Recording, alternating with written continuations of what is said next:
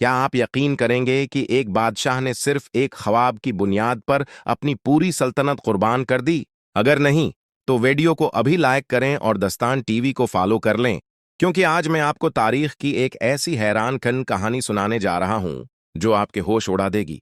ये कहानी है 19वीं सदी के मशहूर बादशाह सुल्तान मुराद पंजम की, जो सल्तनत उस्मानिया का 33वां फरमानरवा था।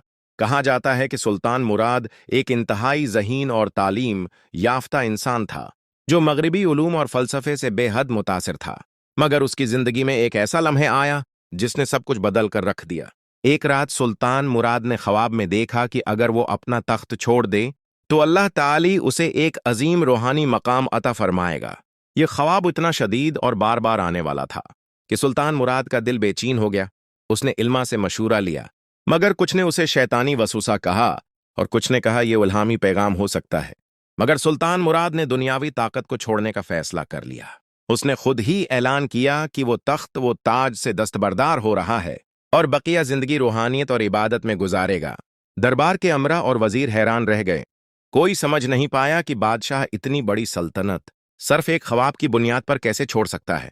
उसके बाद सुल्तान मुराद महल छोड़कर एक दरवीश की तरह जंगलों और खाकाहों में चला गया।